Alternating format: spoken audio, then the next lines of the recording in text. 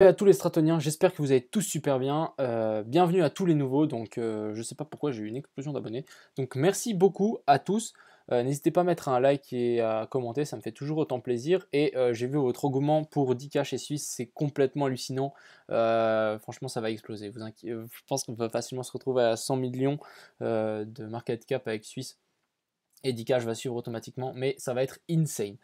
Donc aujourd'hui, on va regarder l'or, bien sûr, on va regarder l'or parce qu'il y a du mouvement, le SP500, on va parler un petit peu des news, on ira voir le Bitcoin et l'Ethereum, et ensuite on ira voir la petite liste, donc ADA, BNB, Engine, X, Miota, Link, LTC, Océan, Rune, SXP, YFII et YFI et 10 cash pour la fin. Donc on va commencer par notre or et notre SP500. Donc qu'est-ce qui s'est passé? Tout simplement, ils ont trouvé il y a une compagnie, je ne sais plus exactement le nom, qui a trouvé un vaccin contre le coronavirus qui marche à 90%. Donc tout simplement ici, les gens, vu qu'ils savent que la situation de crise va bientôt être finie si le vaccin fonctionne, et normalement sorti en mars ou mars-avril, je crois. Mais en gros, les gens, ils ont vendu leur or pour acheter des actions parce que, voilà, tout simplement, le vaccin et le marché est en train de repartir. Regardez, par exemple, le pétrole plus 8%, le DAX plus 5%, donc ça pump de partout. Juste le CAC 40, donc le CAC 40, on était sorti de ce range et maintenant on se retape la tête contre cette EMA 200. Donc à voir maintenant si on arrive à casser ce super long canal là, ça serait vraiment génial. Je passe un peu plus boule, en tout cas pour les actions. Même je sais qu'on est clairement dans une bulle, genre les actions ne correspondent pas avec la valeur qu'ils ont en actions. Mais bon, bref. Donc ici, tout simplement, mon scénario, je vais tout simplement l'annuler. Je ne vais pas le faire ensemble, mais je vais juste montrer ce que je pense. Donc ici, pourquoi pas faire une A, B, puis C, et ensuite repartir en une impulsive, tout simplement. Donc vraiment nous faire quelque chose, pourquoi pas nous faire quelque chose comme ceci. Tac, on revient sur le top et on repart. Je pense qu'ici, ça peut pousser, vu la mèche et vu comment on s'est fait rejeter, il y a une forte demande ici. Et à mon avis, on va pouvoir péter tous les records. On a mine de rien quand même une divergence ici, une divergence baissière à voir, à suivre. Des divergences baissières, il y en a quand même pas mal sur le SP500. Donc le truc continue à pousser. Donc moi, je pense qu'on peut continuer largement à pousser. Et le RSI peut très bien monter en surachat et nous faire un plus haut comparé à celui-là. Largement. Donc ça c'était pour notre cher ami le SP500. J'ai juste envie de mesurer aussi, faire ça. Donc on est descendu 0,236, ok. Juste par simple curiosité, hein. Donc on a la EMA 200 aussi qui pourrait bien faire support. Mais là je pense qu'on est bien parti. Donc l'or qui prend un coup et le Bitcoin qui prend aussi un coup, parce que j'ai l'impression que maintenant les gens le voient plus comme une valeur refuge que quand il y a eu la crise du coronavirus où c'était vraiment la panique. Donc on va aller voir ça. Hop. Donc ici, on est vraiment en train de consolider. Ce qu'on pourrait imaginer, c'est consolidation sous une grosse résistance ici, les 16 145. Passer en weekly, donc voilà, on peut bien voir ici que pour l'instant, on corrige. Pourquoi pas latéraliser, vraiment, pourquoi pas vraiment latéraliser jusqu'à temps qu'on rencontre cette trendline et ensuite qu'on reparte encore plus en parabolique. Ce qui est fort possible, on peut même tirer peut-être une trendline comme ceci qui est un poil plus serré. Donc vraiment, pourquoi pas maintenant latéraliser un petit moment jusqu'à fin 2020 et ensuite pumper début 2021. À voir, ou sinon on corrige, on redescend ici sur les 13 800, etc. Pour ensuite mieux repartir, vraiment nous faire quelque chose comme ceci. Et ensuite, ça sera direction les 20 000. Je pense que les 20 000, il y aura beaucoup de gens qui vendront. Si j'avais des bitcoins, bah, je vendrais mes bitcoins à 20 000 pour les racheter plus bas, parce que forcément, on va rejeter avec ce haut, ça c'est clair et net. Donc ça, c'était pour le bitcoin. On va juste regarder aussi les vagues d'Elliott. Donc, en vague d'Elliott, passe en 4 heures. Donc, je tiens toujours mon plan ici. Maintenant, à voir si ça continue à pumper. On va mesurer combien on est venu. On est descendu ici. Donc, on est descendu un peu plus loin que les 0,618. Donc, pourquoi pas nous faire une 2, 3, 4, 5. Je sais pas. C'est juste une hypothèse. Une hypothèse. Mais pour l'instant, on va laisser ça comme ça. Sinon, pourquoi pas. Sinon, nous faire comme ça. Une A, B et puis C. Et ensuite partir. Donc à surveiller, mais pour l'instant rien de nouveau, hein. Moi j'ai vraiment envie de voir une cassure soit des 14 680, soit ici partir au-dessus des 15 800. Notre cher ami l'Ethereum qui m'a l'air un peu plus bullish, même si on est en train de nous former un joli M-top. Donc là, vraiment, on est en train de faire un joli M-top. Ce qu'on pourrait imaginer, c'est vraiment nous consolider en triangle. Quelque chose comme ceci. Et ce qui m'a vraiment frappé, c'est ça. C'est ce chart ici. On peut bien voir qu'on consolide sous une grosse résistance ici des 450. Excusez-moi. Comme je dis depuis un certain temps. Et puis, on est bloqué dans ce range entre les 450 et les 438 entre ce dernier top. Donc maintenant, moi, ce que j'attends, c'est une résolution à la hausse ou à la baisse. Je suis plus haussier, même si on nous fait un M-top. Mais je pense que Ethereum a tout pour partir vers le haut. Et surtout, cette consolidation en daily sous résistance, c'est vraiment, je trouve, c'est vraiment possible qu'on parte vers le haut. Surtout que quand on se fait rejeter, c'est plus des pump and dump. Donc ça, c'était pour l'Ethereum. Moi, j'attends. J'ai 2-3 Ethereum. Ouais, 2-3 dizaines, non. Mais j'attends que ça pump. Ensuite, on va passer sur nos petites alts, donc ADA. Donc ADA, pour moi, qui est assez bullish, tout simplement. On est vraiment revenu sur cette zone et maintenant, on est en train vraiment de nous former un joli canal comme ceci. Hop. Donc vraiment, c'est super cool pour ADA. On est revenu sur les 0,5, même sur les 0,618, ça aurait été vraiment le bon endroit à acheter ici. Mais maintenant, on repart, donc affaire à suivre. Si on refait un petit tour ici en dessous, ça pourrait nous faire un joli petit W et repartir. Mais ce qu'on peut aussi faire, c'est très bien une A, B et puis C. Hein. Donc attention, mais pour l'instant, on est dans ce canal, on attend tranquillement. BNB, même si je pense que ça va descendre. Donc BNB, oh, BNB j'ai laissé des dessins. Donc qu'est-ce que j'avais dessiné? J'avais dessiné un potentiel M et maintenant on corrige. Donc c'est un peu ce qu'on est en train de faire, donc c'est cool. Maintenant, ce que j'attends pour BNB, c'est tout simplement revenir ici hein, sur cette zone des 23-24 dollars pour BNB. Si on venait à lâcher, on peut descendre plus bas. On peut très bien descendre ici jusqu'au 16 pour les 161,8 et en plus toute cette zone ici, il y a eu beaucoup de mouvements et pourquoi pas les 0,5 sur ce dernier top. Engine, donc Engine qui continue à descendre. On a eu un beau support ici sur les 0,618. Donc ça aurait été vraiment une zone parfaite d'achat pour Engine. À voir maintenant si on ne fait pas ça. Hein. Et on vient stagner. Et ensuite on repart. Donc patience les amis.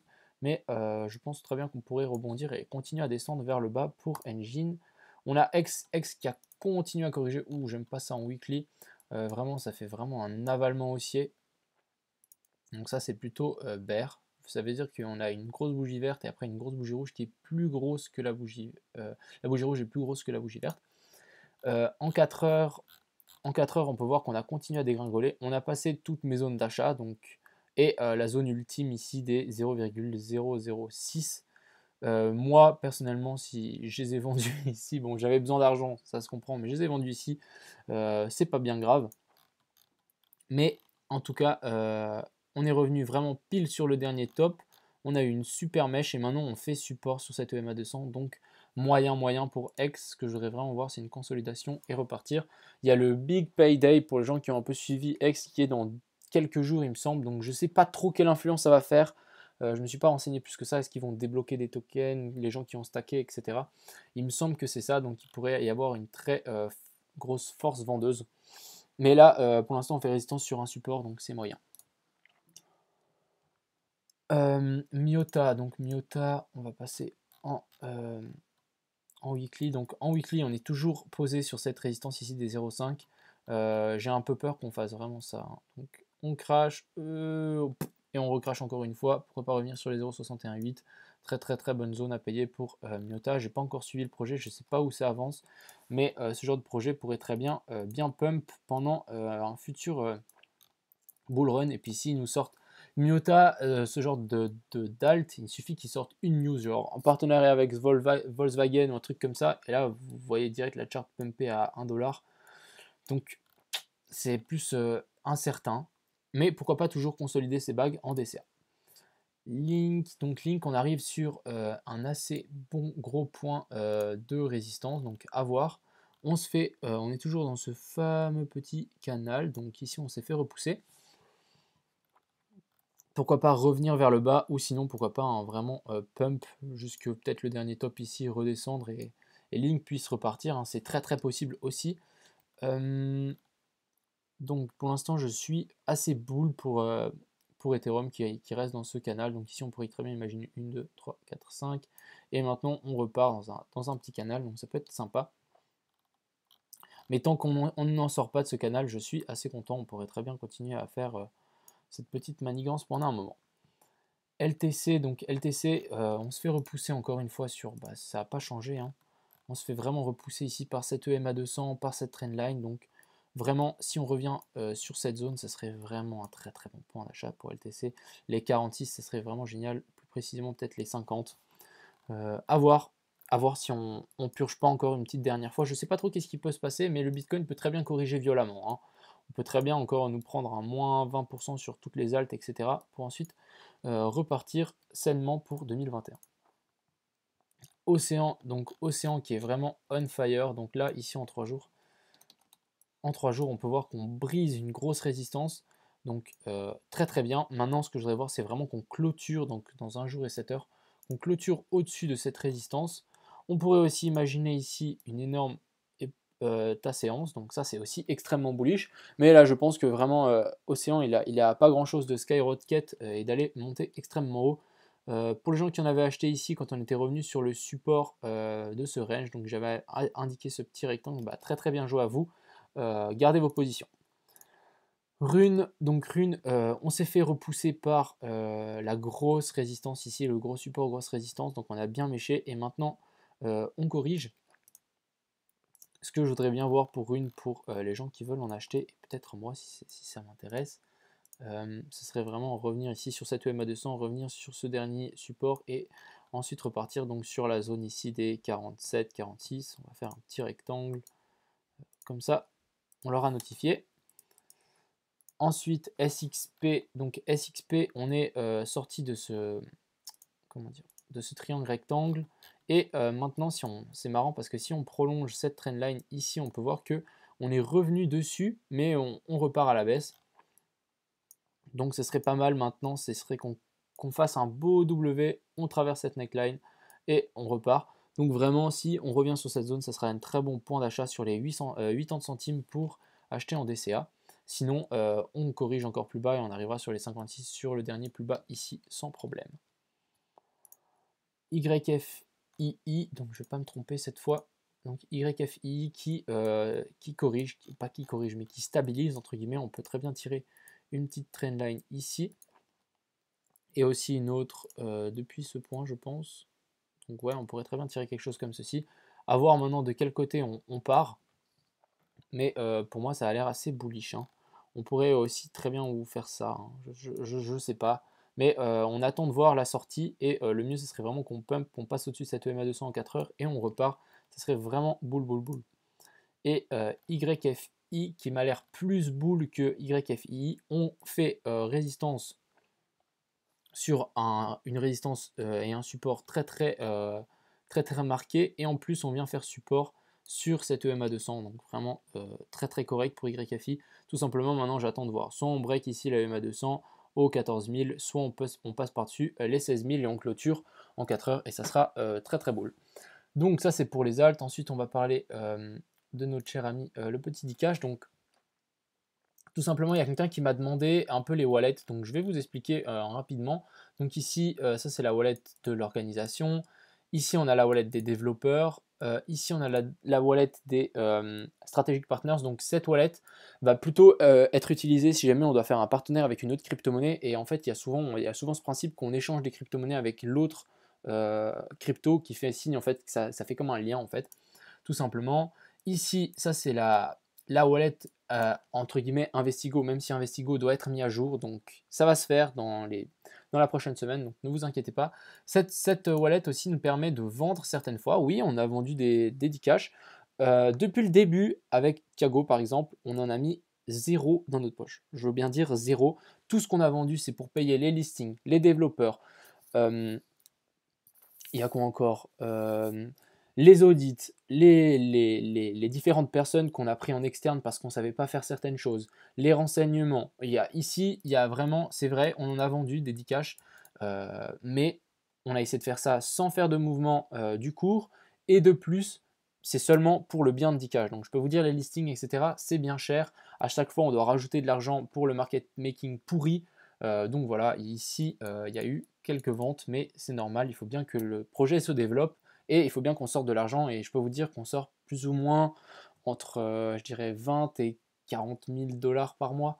Pas totalement de cette toilette, parce que bien sûr, on a aussi on sort l'argent de notre poche, mais en gros, on tourne plus ou moins à ça. Donc, je peux vous dire, avoir une crypto-monnaie, hein, c'est pas si facile que ça.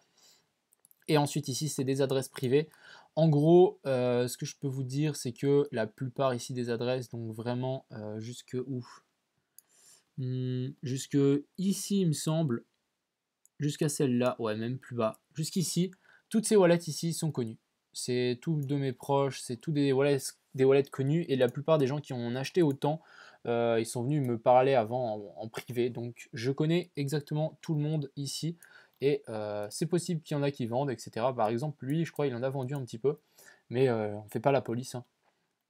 C'est un token, mais je peux vous dire que tous ces gens ici sont fidèles et ils vont pas dump le marché, surtout pas ces dernières wallets, hein. Ces dernières wallets, clairement pas, parce que je vais quand même vous dire, c'est moi qui stocke cet argent pour ces gens, donc ils sont pas prêts de vendre et de toute façon je les ferai pas vendre.